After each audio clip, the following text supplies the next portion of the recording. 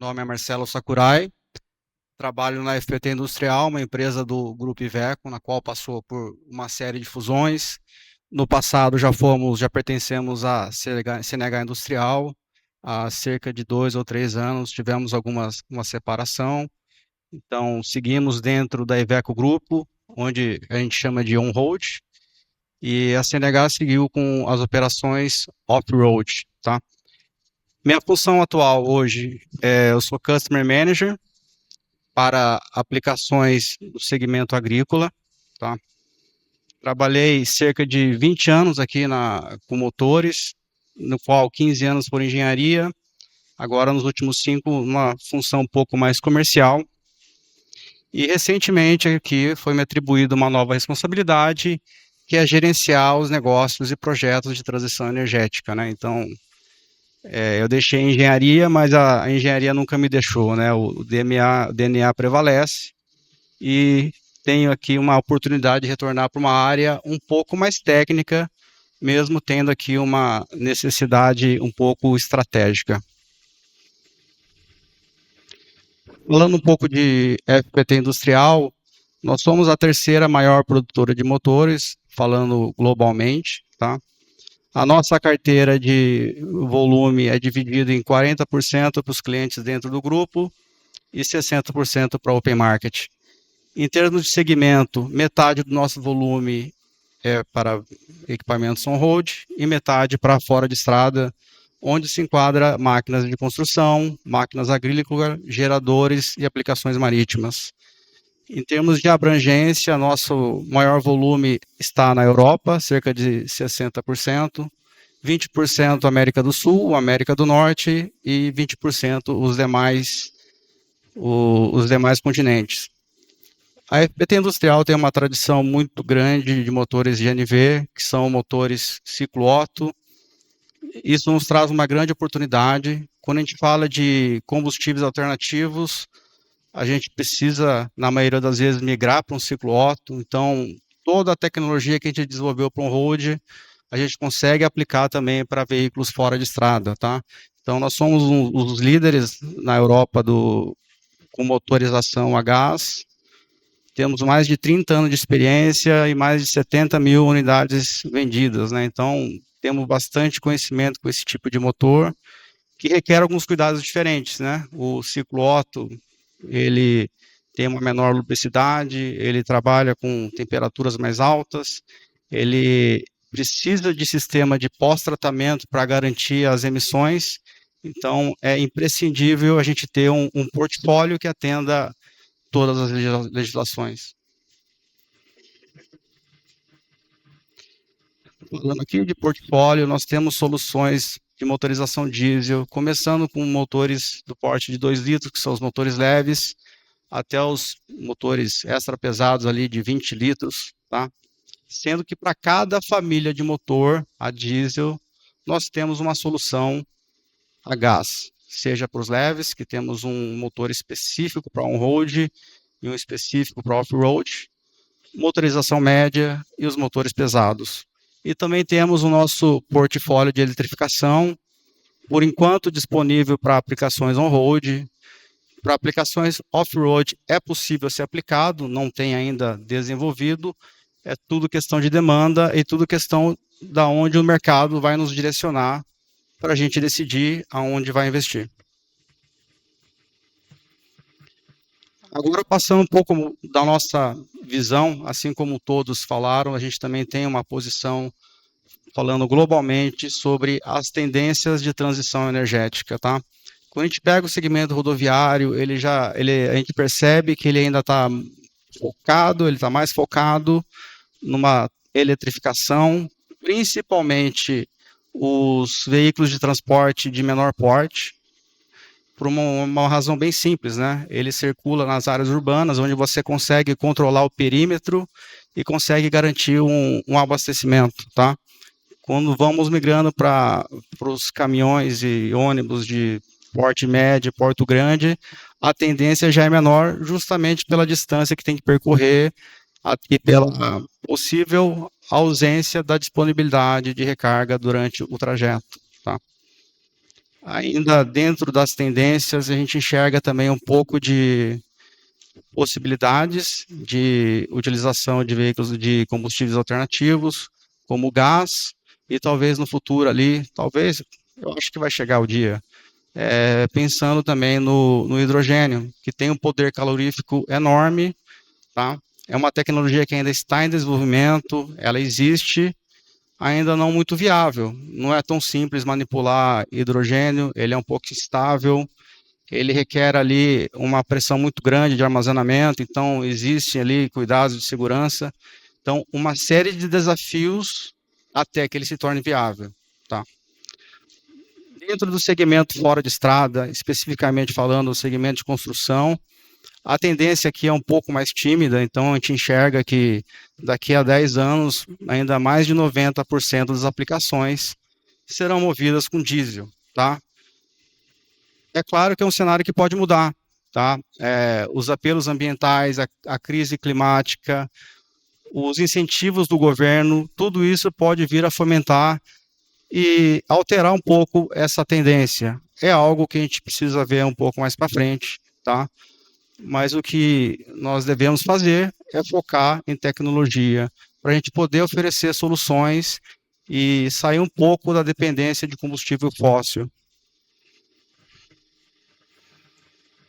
Indo um pouco aqui, mais especificamente nas tecnologias que temos desenvolvidas, desculpa estar em inglês aqui, ser um pouco técnico isso, vou procurar ser um pouco amigável aqui na explicação, tá? Então temos essa primeira parte aqui, onde temos aqui motores com ciclo diesel, tá? A diferença entre ciclo diesel e ciclo Otto não é o combustível, tá? É questão de ciclo. Motores diesel, a ignição da combustão é por compressão, motores Otto é por centelha, tá? Então, não é o combustível que determina qual vai ser o ciclo, tá? Agora, voltando aqui, falando da motorização que a gente tem dentro do ciclo diesel, nós temos aqui o biodiesel mais o diesel fóssil, num blend de B20, que nós já estamos preparando para legislações futuras. Hoje, a regulamentação é o B14, próximo ano B15, mas a gente sabe que está tendo debates, está tendo uma série de pressão do governo, pressões ambientais para aumentar essa proporção. Então, o nosso portfólio, todos os nossos produtos, seja motor e seja sistema de pós-tratamento, já estão aptos e liberados a trabalhar com blend até B20, ok? Isso não significa que ele não possa trabalhar com um B100, por exemplo. Ele pode, é claro que existem efeitos colaterais, então ainda existem testes em andamento, pesquisas em andamento. Uma outra opção também de combustível dentro do ciclo diesel é o DME. É um outro combustível, é uma geração nova, é algo que ainda não está pronto, não está disponível, ainda não temos essa oferta, tá? O DME significa dimetil éter. Nós temos um trabalho em fase de inovação para tentar aproveitar essa oferta de combustível, tá? Para essas motorizações aqui dentro, que operam dentro do ciclo diesel, para conseguir garantir o emissionamento em qualquer nível de emissões, pelo menos vigente, estamos preparando também para as legislações futuras, a gente consegue utilizar o sistema de pós-tratamento com SCR, injeção de ARLA, todos eles funcionariam da mesma maneira. Tá? Depois, migrando um pouco para os motores Otto, nós temos opção aqui de natural gas e também o etanol. Esse tipo de motorização aqui, a base deles sempre vai ser um motor Otto, motor GNV, então o motor GNV ele já estaria pronto, o motor etanol requer adequações para que ele funcione com outro combustível. Tá? Sistema de pós-tratamento para essa motorização é um catalisador de 3 vias, sem injeção de ARLA. Não é algo barato, né? Ele utiliza 3 metais, paládio, ródio e platina, são os metais mais raros e caros do planeta, né? Então, não é barato, mas é muito eficiente, ok? Para os motorização a gás, nós já temos ele desenvolvido. Motorização a etanol, estamos em desenvolvimento. Temos motor no banco e temos motor já aplicado em máquinas. Pensando no futuro, já temos também o motor existente, hidrogênio, seja ele de combustão interna, né? Inclusive já temos uma máquina funcionando ali numa colhedora de neve, e também temos uma versão de motorização, de carregamento de célula de carga através de hidrogênio. E depois o portfólio futuro, que a gente volta a falar de eletrificação. Como a gente disse, né? Talvez não uma realidade no momento, mas um dia pode vir a ser. Um pouco mais de detalhe, focado um pouco mais na nossa região. Vamos falar aqui das opções energéticas que temos ali para fazer a substituição do diesel. Primeiro, voltando a falar do biodiesel, a possibilidade de utilização do biodiesel 100%, tá? Esse, seguramente, é o caminho mais rápido para se atingir uma meta de emissões. O governo ele permite a compra do B100, não diretamente da distribuidora, mas diretamente do produtor, tem que ser produtores credenciados, precisa ser um combustível de boa qualidade, principalmente os combustíveis transesterificados, que tem ali o risco de oxidação, esse tipo de coisa. Você precisa ter uma adequação na sua estrutura, né, na sua infraestrutura de operação. Não precisa mexer em equipamento, mas precisa mexer na sua estrutura para você adequar a sua operação com o biodiesel. Em termos de poder calorífico, ele é um pouco abaixo do diesel, tá? Então, se você utilizar o mesmo mapa de injeção, ele vai resultar numa performance um pouco inferior. Provável que não seja perceptível, tá? Então, repetindo, muito provável que você não precise mexer no seu equipamento, somente na sua infraestrutura. As vantagens do biodiesel, ele possui oxigênio na sua estrutura molecular. Esse oxigênio ele vai gerar uma redução no material particulado, hidrocarboneto, monóxido de carbono. Se pensar numa análise do poça-roda, que leva em consideração desde o ciclo de vida da planta até a transformação do combustível, a gente teria até uma redução de CO2, tá? Melhor lubricidade, biodegradável e reduz a nossa dependência do diesel fóssil, que é um dos nossos objetivos. Temos o desafio ainda, ele tem um poder calórico um pouco menor, algo que pode ser compensado ou não, isso depende de estratégia de cada fabricante. Estabilidade e oxidação, quando a gente fala de transesterificado, tá? O diesel HVO, ele não tem esse problema, porém, comercialmente ainda ele não é muito viável, tá? O biodiesel, ele tem lá uma característica higroscópica, ele consegue reter até 2.000 ppm de água, enquanto o diesel fóssil 500, então a dificuldade de separação de água, isso traz um problema, então precisa de um cuidado adequado para evitar a formação de colônias e bactérias e micro-organismos que gera danos terríveis no sistema de injeção, tá? Uma outra característica, ele contribui com redução de emissões em vários parâmetros, porém, ele aumenta o NOx, tá? Se você utilizar equipamento, um sistema de pós-tratamento com uma malha fechada, ele automaticamente vai fazer a compensação, vai fazer a injeção de ar para fazer a conversão de NOx. Sistema com EGR externo, é possível também fazer esse controle, não é muito complicado. Agora, a motorização com EGR interno já é um pouco mais difícil, tá? Tem que trabalhar dentro ali da margem de segurança para se atender um limite de emissões.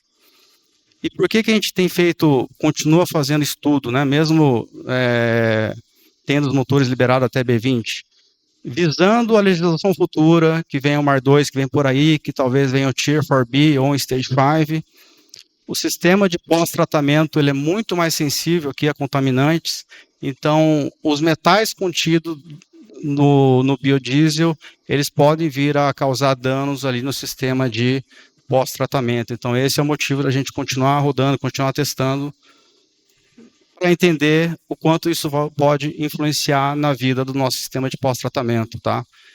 Legislativamente, nós temos que atender uma vida mínima de condição de emissões. Falando um pouco de biometano, meu tempo já está estourando, se você for pensar em TCO, Total Customer Ownership. Essa seria a melhor solução. Seria o mais barato, seria o mais rentável. Ele possui aqui um poder calorífico equivalente ao diesel. Nós conseguimos entregar uma solução, uma densidade de potência equivalente ao diesel.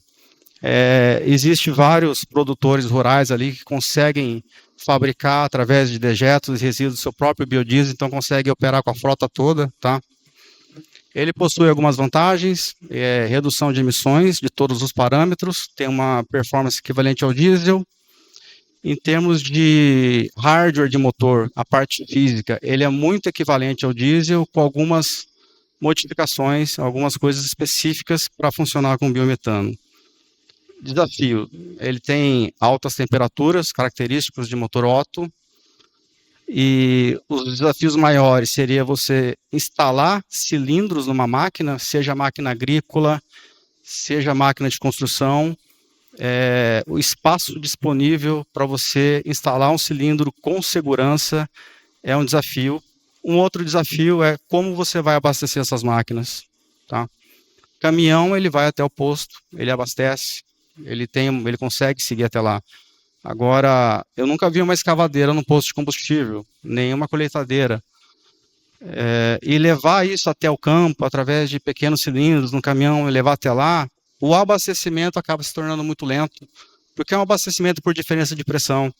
Então, esse é um outro desafio ali para o biometano. É claro, existe a opção ali de um gás natural liquefeito. É questão de pressão e temperatura, você consegue transformar, mas requer cuidados, criogenia e uma série de investimentos para se ter esse gás na forma líquida. Nem todo mundo está disposto a pagar por isso, tá? Então, esse é um dos desafios. Por último, que tem chamando bastante atenção é o etanol.